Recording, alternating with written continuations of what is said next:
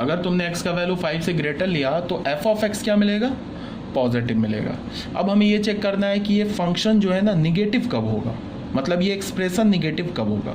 तो कोई प्रॉब्लम नहीं है, f ऑफ x को 0 के लेस देन 0 कर दिया तो x माइनस 5 लेस देन 0 आ गया। इसका मतलब क्या हो गया, x इज लेस देन 5 हो गया। इसका मतलब कि जब x 5 से छोटा होगा तो x माइनस 5 0 से छोटा होगा। इसका मतलब ये जो fx है x माइनस 5 है ये भी 0 से छोटा होगा। तो इसका मतलब क्या है कि ये जो एक्सप्रेशन होगा पॉजिटिव कब होगा, when x is greater than 5। ये एक्सप्रेशन निगेटिव कब होगा, when x is less than 5। ये एक्सप्रेशन 0 कब होगा, when x is equals to 5। अब हम साइन स्कीम लिख सकते हैं। ऐसे हमने लिखा 5 लिखा, या हमने बोल दिया fx को पॉजिटिव बोल दिया, या हमने fx को निगेटिव बोल दिया, और इस 5 पर fx हमारा 0 हो गया। फाइनली अगर मुझे साइन लिखना हो तो मैं ऐसे लिखूंगा, fx is greater than 0 for all x belongs to 5 से बड़ा, 5 भी नहीं है तो 5 to infinity। यहाँ पे मैंने क्या लिखूँगा, fx is equals to 0 at x is equal to 5। ठीक है, अब मैं लिखूँगा fx is less than 0 for all x belongs to minus infinity to 5। अब अगर मैं बोलूँगा कि ये जो एक्सप्रेशन है ये कितने वैल्यूज़ पर पॉजिटिव है, कितने वैल्यूज़ पर ये एक्सप्रेशन x माइनस 5 पॉजिटिव है, तो वो तो यहाँ दिख रहा है किसमें, तो इन्फानाइट रियल नंबर्स है। तो इन्फानाइट रियल नंबर्स पे ये f ऑफ x क्या हमारा पॉजिटिव है। अब अगर मैं बोलूँ कि ये जो f ऑफ x है, ये जो एक्सप्रेशन x में ये कितने वैल्यूज़ पर निगेटिव है, तो यहाँ भी दिख रहा है इन्फानाइट वैल्यूज़ पर निगेटिव है। अब मैं बोल रहा हूँ कि जो f ऑफ x है ये 0 कितने वैल्यूज़ पर है, तो ये तो हमें दिख ही रहा है कि सिर्फ एक ही वैल्यू पर 0 है, वो वैल्यू क्या है, x इज इक्वल टू 5। तो आई थिंक ये भी आपको क्लियर है, काफ़ी यहाँ पे बोल दिया। ठीक है, जनरल केस ले लेते हैं। ये जनरल केस ऐसा कुछ नहीं है, बस एक बार देख लेते हैं। For general case linear function के लिए जैसे हमने क्या लिया, साइन ऑफ या साइन स्कीम लिख लो, sign scheme of x minus alpha. x minus alpha को हमने क्या बोला, f of x, because alpha तो हमारा पैरामीटर है। पैरामीटर बोलने का मतलब कोई भी आर्बिटरी कांस्टेंट है, तो इसको हमने बोला x माइनस एल्फा। ठीक है, अब मुझे इसका साइन स्कीम चाहिए तो कोई प्रॉब्लम नहीं है, f ऑफ x को पॉजिटिव देखना है तो ग्रेटर कर दिया 0 से, x minus alpha greater than 0, x is greater than alpha. f of x को अगर हमें देखना है कि 0 कब है, तो f ऑफ x क्या, x माइनस एल्फा को हमने 0 कर दिया, तो यहाँ से हमें क्या मिला, x is equal to alpha. हमें देखना है कि f ऑफ x हमारा लेस देन 0 कब है, तो कोई बात नहीं है, x माइनस एल्फा को हमने लेस देन 0 किया, x हमें लेस देन एल्फा मिल गया। मतलब क्या हो गया, अगर ये एल्फा है तो यहाँ f ऑफ x क्या है, पॉजिटिव है, यहाँ f ऑफ x क्या है, निगेटिव है, यहाँ f ऑफ x क्या है, 0। ठीक है ना। अब अगर हमें साइन स्कीम चाहिए तो मैं ऐसे लिखूंगा, f of x is greater than 0 for all x belongs to alpha to infinity. अब f ऑफ x क्या हो जाएगा, इज इक्वल्स टू 0, ये तो एक ही वैल्यू पर 0 हो रहा है अल्फा पर। f ऑफ x क्या हो जाएगा, less than 0 for all x belongs to minus infinity to alpha. ठीक है, तो ये था हमारा फर्स्ट एग्जाम्पल। सेकेंड एग्जाम्पल भी देख लो। साइन स्कीम हमें क्या चाहिए,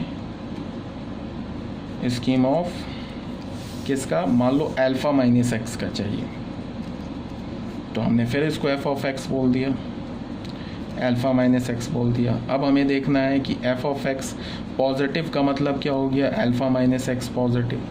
अब यहाँ पे जब x को हम इधर ले जाएंगे तो क्या होगा, x is less than alpha. ठीक है, अब हमने देखा f ऑफ x 0 क्या है, कब है, तो इसका मतलब अल्फ़ा माइनस एक्स को 0 किया तो हमें क्या मिला, x is equal to alpha. फिर हमने क्या देखा कि f ऑफ x निगेटिव कब है, तो यहाँ से हमें क्या मिला, alpha minus x is negative. इसको x को इधर ले जाएंगे तो हमें क्या मिलेगा, x is greater than alpha. तो बच्चे साइन स्कीम क्या हो जाएगा, ये अल्फ़ा है, यहाँ f ऑफ x क्या है, निगेटिव है, यहाँ f ऑफ x क्या है, पॉजिटिव है, और यहाँ क्या है, f ऑफ x 0। ठीक है ना। तो फाइनली हम कैसे लिखेंगे, तो फाइनली हम ऐसे लिखेंगे, फाइनली हमने क्या बोला, ऐसे लिखा।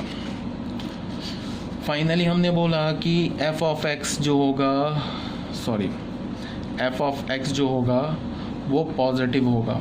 कब होगा? For all x belongs to minus infinity to alpha. अब एफ ऑफ एक्स ज़ीरो होगा at x is equal to alpha, और एफ ऑफ एक्स क्या होगा? निगेटिव होगा। कब होगा? For all x belongs to alpha to infinity. ये हमारा आंसर हो गया। ठीक है, ऐसे ही आप देख लेना, ये जो हमारा थर्ड एंड फोर्थ ये भी सेम टाइप का है, ये आप देख लेना। अब जैसे मैंने कुछ क्वेश्चन आज दिया था तुम लोगों को, इसमें जब क्लास चल रही थी ना हमारी ऑनलाइन, तो मैंने कुछ क्वाड्रेटिक करके भी एक इनइक्वालिटी दे दिया था। जैसे मान लो कि हमारे पास एक एक्सप्रेशन ऐसे लिखा है 1/x² - 9, और मैंने तुम्हें क्या बोला कि इसका तुम साइन स्कीम बताओ। सॉरी ऐसे नहीं लिखो, सॉरी तुम ऐसे लिखो, fx है ना, इसको तुम ले लो, ये इसका भी आ जाएगा साइन स्कीम, बट ये थोड़ा अभी और सोचना पड़ेगा, अभी हम लोग आगे देखेंगे। अभी तुम x² - 9 ही देखो, इसका मैंने बोला साइन स्कीम बताओ, तो इसका मतलब क्या हो गया कि हमें उन सारे x को खोजना है जिस पर ये x² - 9 क्या हो जाए? पॉजिटिव हो जाए, फिर निगेटिव हो जाए या ज़ीरो हो जाए। तो ज़ीरो तो रूट पर होता है, तो रूट तो इसका हमें पता ही है +-3 होगा। तो हमने क्या किया अभी टाइम बिंग, इसके लिए हम लोग एक फॉर्मूला भी पढ़ेंगे आगे जाके, बट अभी टाइम बिंग क्या किया हमने, दोनों रूट को प्लॉट कर दिया, दोनों रूट को प्लॉट कर दिया, -3 और 3 रियल नंबर लाइन पे। अब हमारे पास ये जो रियल नंबर है from positive infinity to minus infinity, ये 3 पार्ट्स में डिवाइड हो गया ना बच्चे, 3 पार्ट्स में डिवाइड। अब हमने क्या किया कि कोई भी एक पार्ट उठाया, ये पार्ट उठाया, इस पार्ट में से कोई भी एक रियल नंबर लिया, जैसे -3 से छोटा एक ले लिया -4, उस -4 को यहाँ डाला, तो क्या हो गया 16 - 9 पॉजिटिव मिल गया। तो इस पूरे इंटरवल पे ये एफ ऑफ एक्स पॉजिटिव मिलेगा। एक पर भी मिल गया ना, तो फिर आगे चेक करने की जरूरत नहीं है, इस पूरे इंटरवल पे पॉजिटिव ही मिलेगा।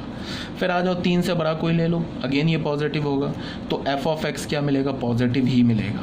-3 और 3 पर तो 0 मिल जाएगा, तो इसका मतलब -3 और 3 तो रूट है। अब इसके बीच का कोई नंबर उठाओ, मान लो 0 ले लिया, तो 0² - 9 निगेटिव हो गया, तो यहाँ एफ ऑफ एक्स निगेटिव हो गया। आ रही है मेरी बात समझ में? तो अगर मुझे बोला जाए कि sign scheme of fx is equal to x² - 9, इसका साइन स्कीम लिखो। इसका क्या मतलब है? इसका ये मतलब है कि हमें ऐसा लिखना होगा f ऑफ x पॉजिटिव होगा। कहाँ पॉजिटिव है? किस इंटरवल पे? किस इंटरवल पे? ठीक है, for all x belongs to, इस इंटरवल को क्या लिखोगे? -∞ टू -3, -∞ टू -3, -3 लेंगे नहीं तो उस पर ओपन। क्यों नहीं लेंगे? बिकॉज -3 पर तो 0 है ना, -3 तो रूट है ना। यूनियन इस इंटरवल को भी लेना है, तो 3 to ∞, तो ये क्या हो गया 3 to ∞। फिर क्या बोला? एफ ऑफ एक्स 0 कब होगा? वो तो ऑब्वियस ही बात है रूट पर, at x is equal to +-3। और एफ ऑफ एक्स निगेटिव कब होगा? बीच में, तो क्या होगा? For all x belongs to -3 to 3। ठीक है ना? तो ऐसे करके भी हम आंसर लिख सकते हैं। तो ये सब बिल्कुल बेसिक बात है। ठीक है, ये समझ लो कि जो हम लोग पहला जो चैप्टर स्टार्ट करेंगे ना, सेट्स, जो 11th क्लास की जो मैथमेटिक्स है, ये बिल्कुल समझो जैसे इंग्लिश सीखने से पहले लैंग्वेज नहीं सीखते हैं, ABCD सीखते हैं।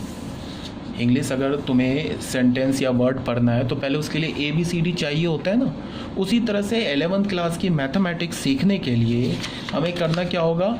ABCD की तरह ये जो अभी मैं बता रहा हूँ नहीं, बिल्कुल ABCD है। ठीक है ना? तो अभी हम लोग और बहुत चीज़ों को समझेंगे, बट अभी टाइम बिंग ये सब जो अभी हम लोग पढ़ रहे हैं, इसको तुमको मैंने ऑलरेडी बता रखा है कि एक सेपरेट नोटबुक में लिखो, बहुत ही फ़ायदे में रहोगे। जब जैसे जैसे हमारा सिलेबस बढ़ता जाता है ना, तो हमें काम क्या देता है, हमारा जो नोट्स होता है खुद का लिखा हुआ। ऐसे तो नेट पर देखोगे तो लाखों नोट्स पढ़े हुए हैं, लाखों बुक है, तो उससे थोड़े ना हम पढ़ लेंगे, वो हमारे दिमाग में नहीं ना। तुम हाथ से खुद का लिखा हुआ जो नोट्स होता है ना, वो इम्पॉर्टेंट होता है। अब नोट्स लिखने का ये नहीं मतलब है कि तुम बिल्कुल से उस पर क्या बोलता हूँ कि नोट लिखने के लिए तुम खूब अच्छी हैंडराइटिंग बना के नोट्स लिख रहे हो। नोट्स का मतलब क्या है कि जो भी जितने भी इंफॉर्मेशन जो तुम्हें टीचर्स दे रहे हैं, चाहे टीचर तुम्हें बाई PDF दे रहे हैं या टीचर तुम्हें वीडियो लेक्चर में दे रहे हैं या जो भी टीचर तुम्हें क्वेश्चंस करा रहे हैं, कॉन्सेप्ट्स करा रहे हैं, वो एक नोटबुक में लिखी होनी चाहिए, ठीक है, सिस्टमैटिक वे में, डे बाय डे। तो मैंने जितने भी PDF तुम्हें भेजे हैं, आई होप आपने उसको अपने नोटबुक में एज अ फेयर किया होगा, ठीक है, लिखा होगा। जो क्वेश्चन मैं व्हाट्सएप पे पूछता हूँ तुम्हें, ऑनलाइन क्लास जब होती है हमारी, तो उस क्वेश्चन को भी आप अपने नोटबुक में लिख रहे होगे, ठीक है। और मेरे वीडियोस को देखो, अगर इसमें कहीं भी कोई प्रॉब्लम है, 1% भी प्रॉब्लम है, तो आप मुझसे जब वीडियो देखने के बाद जो नेक्स्ट क्लास में है उसमें पूछ सकते हो, पहली बात। दूसरी बात क्या है कि आप ऐसा भी कर सकते हो ना कि आपको कहीं पे कोई प्रॉब्लम आए ना समझ में, जैसे ये जो हमारा ग्रुप है ना, इसमें क्या होता है कि जब क्लास आपकी होती है तभी आप मैसेज सेंड कर पाते हो, बाकी तो आप मैसेज नहीं सेंड कर पाते हो, ठीक है। अगर मान लो कि आप शाम के 4 बजे पढ़ रहे हो, तो 4 बजे तो आप सेंड नहीं कर पाओगे ना ग्रुप में मैसेज। तो उसके लिए आप क्या करो कि आपको जो प्रॉब्लम हो रहा है ना कहीं कॉन्सेप्ट में या कहीं कोई डाउट है, तो उस डाउट को एक जगह लिख लिया करो और उसका फ़ोटो क्लिक करके अपने मोबाइल में सेव रख लो, ठीक है। और जैसे ही क्लास स्टार्ट हो तो पहला काम क्या करो कि पहले वो जितने भी डाउट है ना उसको अपने ग्रुप में सेंड कर दो। तो टीचर के पास अगर टाइम होगा तो इंस्टेंट तुम्हें रिप्लाई दे देंगे, अगर नहीं टाइम होगा तो वो तुम्हें बाद में, या तो तुम्हें वो बाद में रिप्लाई कर देंगे, या तो फिर जो वो टीचर जो PDF भेजते हैं उस PDF में वो इनकॉर्पोरेट कर देंगे, उसी में इंक्लूड कर देंगे। तो ऐसा भी हो सकता है। ये बात आ रही है समझ में, ठीक है। आई होप आपको क्लियर होगा।